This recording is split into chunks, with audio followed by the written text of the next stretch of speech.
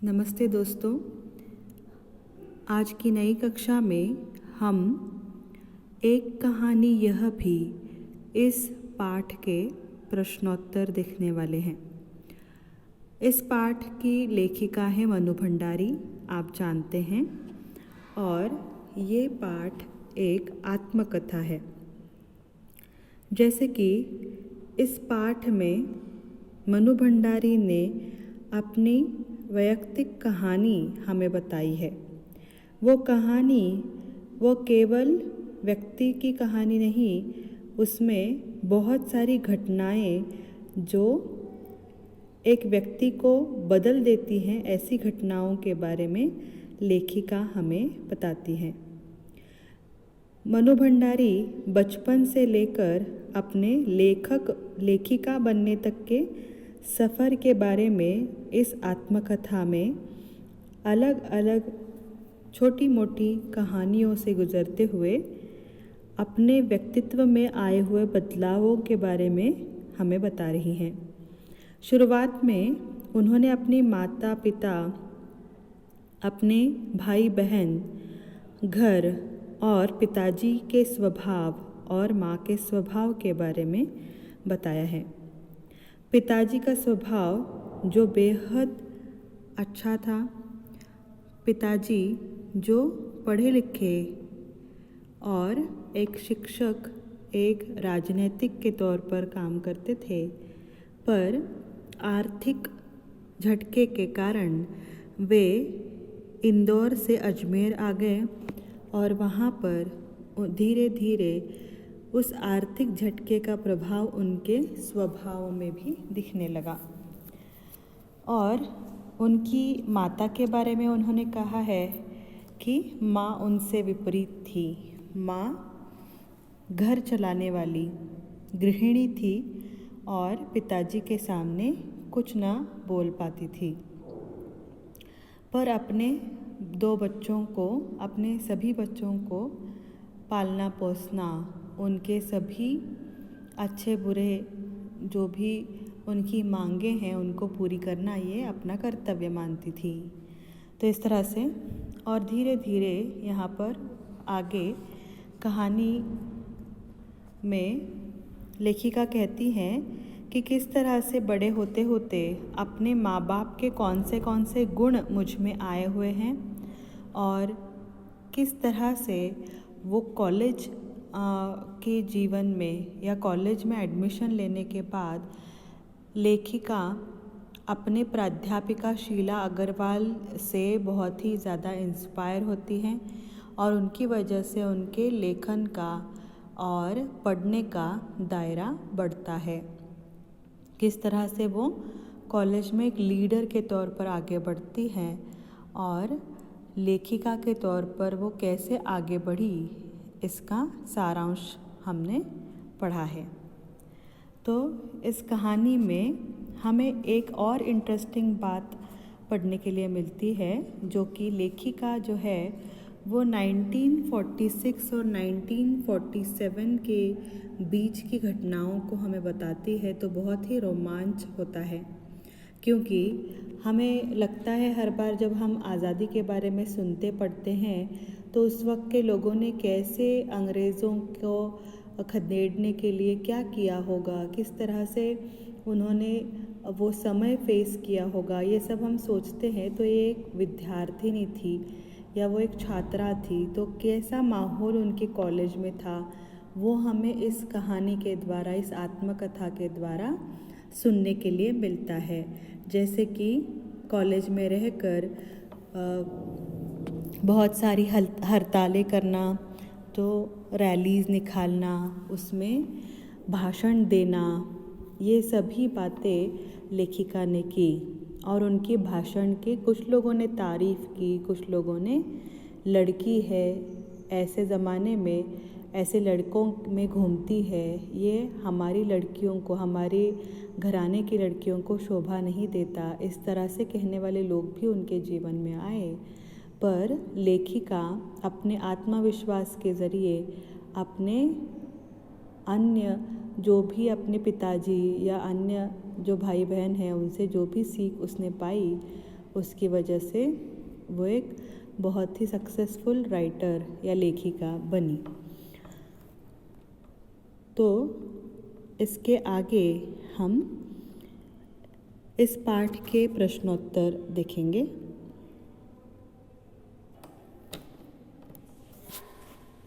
यहाँ पर एक शब्द या वाक्यांश या वाक्य में उत्तर लिखिए। पहला प्रश्न है, मनु भंडारी का जन्म किस गांव में हुआ? मनु भंडारी जी का जन्म मध्य प्रदेश के भानपुरा गांव में 1931 ईस्वी में हुआ है। प्रश्न 2, अजमेर में पहले मनु के पिता कहाँ थे? अजमेर से पहले मनु के पिता इंदौर में थे। प्रश्न 3, लेखिका की बड़ी बहन का नाम लिखिए। लेखिका की बड़ी बहन का नाम सुशीला है। चौथा प्रश्न, 5 भाई बहनों में सबसे छोटी कौन है? 5 भाई बहनों में सबसे छोटी मनु भंडारी है। प्रश्न 5वां, महानगर के फ्लैटों में रहने वाले लोग क्या भूल गए हैं? महानगर के फ्लैट में रहने वाले लोग परंपरागत पड़ोस कल्चर भूल गए हैं। छठा प्रश्न, पिताजी का आग्रह क्या था? उत्तर, पिताजी का आग्रह था कि मनु रसोई से दूर रहे। प्रश्न 7, पिताजी रसोई घर को क्या कहते थे? पिताजी रसोई घर को भटियार खाना कहते थे। प्रश्न 8, मनु भंडारी को प्रभावित करने वाली हिंदी प्राध्यापिका का नाम लिखिए। मनु भंडारी को प्रभावित करने वाली हिंदी प्राध्यापिका का नाम शीला अग्रवाल है। प्रश्न 9, कॉलेज से किसका पत्र आया? कॉलेज से प्रिंसिपल का पत्र आया।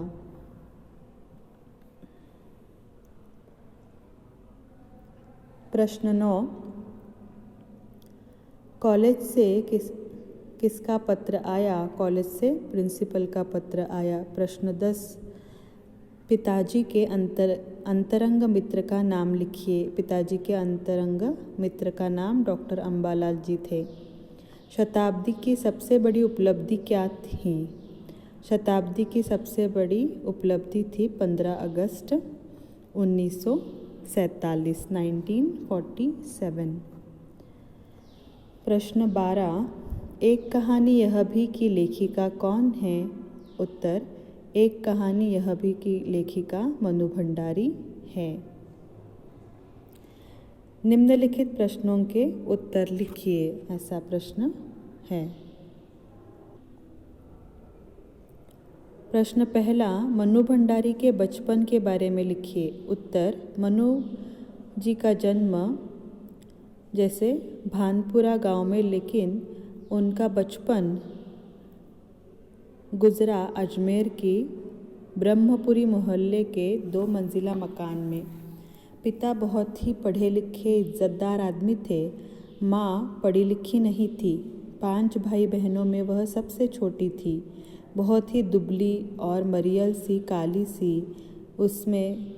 उससे 2 साल बड़ी बहन सुशीला की मन्नू के साथ हमेशा तुलना की जाती थी, क्योंकि सुशीला गोरी थी और गोरापन उसके पिताजी की कमज़ोरी था। तभी से मनु के मन में हीन भावना की ग्रंथि को जन्म लिया था। आगे चलकर उनसे मान सम्मान प्रतिष्ठा सब कुछ उन्होंने पा लिया, लेकिन जिंदगी में कभी हीन भावना से नहीं उबरी।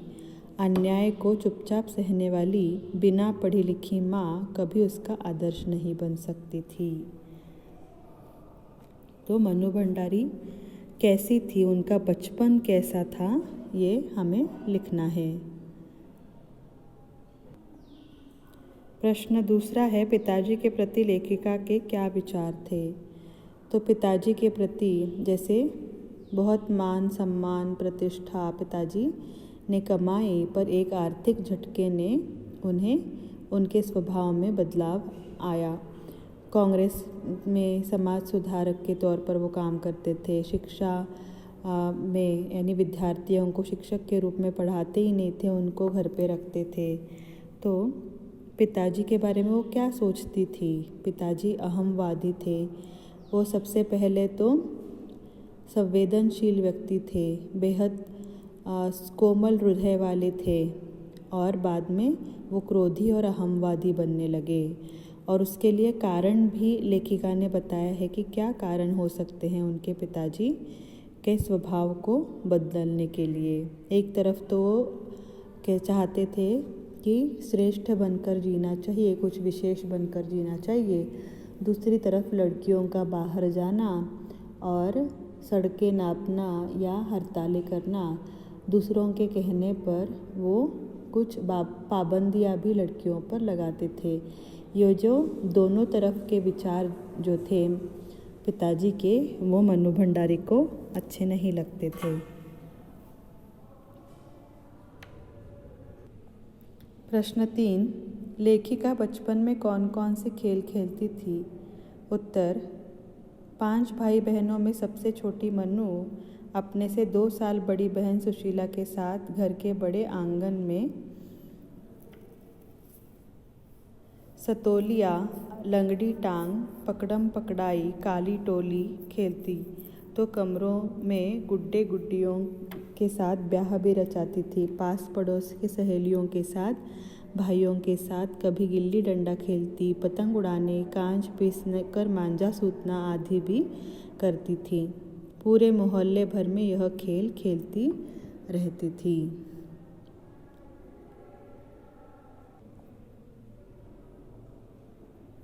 पड़ोस कल्चर के बारे में लेखिका क्या कहती है?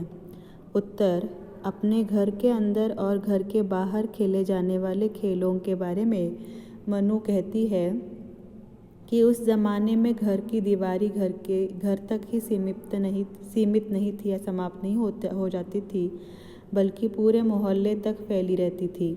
इसीलिए मोहल्ले के किसी भी घर में जाने पर कोई पाबंदी नहीं थी, बल्कि कुछ घर तो परिवार का हिस्सा ही थे। आजकल ऐसे ही नहीं, जिंदगी खुद जीने के इस आधुनिक दबाव ने शहरों के फ्लैट में रहने वालों को यह पड़ोस कल्चर नहीं समझ में आता। घर के 4 दीवारों में रहने वाले लोगों ने इस पड़ोस कल्चर को कितना संकुचित, असहाय और असुरक्षित बना दिया है कि पड़ोस में रह के भी हमें उनके बारे में कुछ पता नहीं रहता, ना ही उनको हमारे बारे में। तो पड़ोस कल्चर क्या है? प्रश्न 5, शीला अग्रवाल का लेखिका पर क्या प्रभाव पड़ा? 10वीं कक्षा तक मनु भंडारी ने बिना लेखक के बारे में जाने कोई भी किताब पढ़ती थी। 45 में 10वीं पास कर सावित्री गर्ल्स हाई स्कूल में फर्स्ट ईयर करने आई तो हिंदी की प्राध्यापिका शीला अग्रवाल से परिचय हुआ। उनके कारण मनु ने साहित्य जगत में प्रवेश किया। किताबों का चुनाव करके पढ़ना और पढ़ी हुई किताबों पर बहस करना उन्होंने ही सिखाया। चुन कर किताबें पढ़ाने को दी। मनु ने तब बहुत लेखकों को जैसे कि प्रेमचंद, अज्ञे, यशपाल जैनेन्द्र आदि की किताबें पढ़ी। इस तरह शीला अग्रवाल ने साहित्य का दायरा ही नहीं बढ़ाया, बल्कि घर की 4 दीवारी के बीच बैठकर देश की स्थितियों को जानने और उसे भी उन स्थितियों के बारे में भागीदार बनाना सिखाया।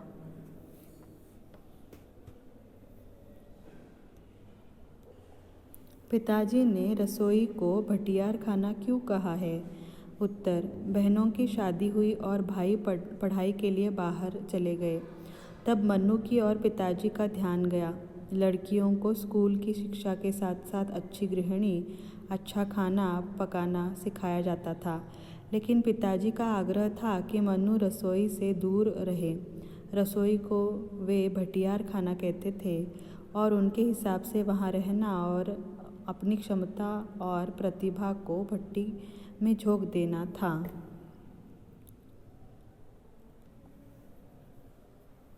प्रश्न 7। एक दकियानुसी मित्र ने मनु भंडारी के पिता से क्या कहा? आज़ाद हिंद फौज के मुकदमे के सिलसिले में हर जगह हड़ताल का आह्वान था। छात्रों का एक बहुत बड़ा समूह भी चौराहे पर इकट्ठा होकर भाषणबाजी कर रहे थे। तब पिताजी के एक निहायत दकियानुसी मित्र ने उन्हें जाकर कहा कि मन्नू की मत मारी गई है, लड़कियों को आज़ादी दी। इसका मतलब यह नहीं है कि वह उल्टे सीधे लड़कों के साथ हड़ताल करवाती हुड़दंग मचाती फिरे। उनके जैसे घरों की लड़कियों को क्या यह शोभा देता है? कोई मान मर्यादा, इज्जत आबरू का ख्याल भी है? ये मनु के पिताजी के दकियानुसी मित्र की सोच थी। प्रश्न 8। मनु भंडारी की माँ का परिचय दीजिए। उत्तर। मनु की माँ उनके पिता के ठीक विपरीत थी। वह पढ़ी लिखी नहीं थी। धरती से ज़्यादा धैर्य और सहन शक्ति उसमें थी। पिताजी की हर जाति को वह सह लेती थी और बच्चों की हर जिद पर फरमाइश सहज भाव से स्वीकार करती। सबकी इच्छा और पिताजी की आज्ञा को पालन करने के लिए सदैव तैयार रहती थी। सारे बच्चों का लगाव माँ के साथ था, लेकिन चुपचाप असहाय मजबूरी में रहना, उनका त्याग और वैराग्य सब मनु के लिए कभी आदर्श नहीं रहा। तो इस तरह से हमने 1 लाइन आंसर्स और 3 मार्क्स के जो दीर्घोत्तरी है, एक वाक्य या एक वाक्यांश में उत्तर और दीर्घोत्तरी प्रश्नोत्तर हमने आज देखे हैं। आगे है किसने किसे कहा, ससंदर्भ स्पष्टीकरण और व्याकरण, जो कि मैं आपको PDF फॉर्म में आपके ग्रुप पर भेजूंगी। धन्यवाद।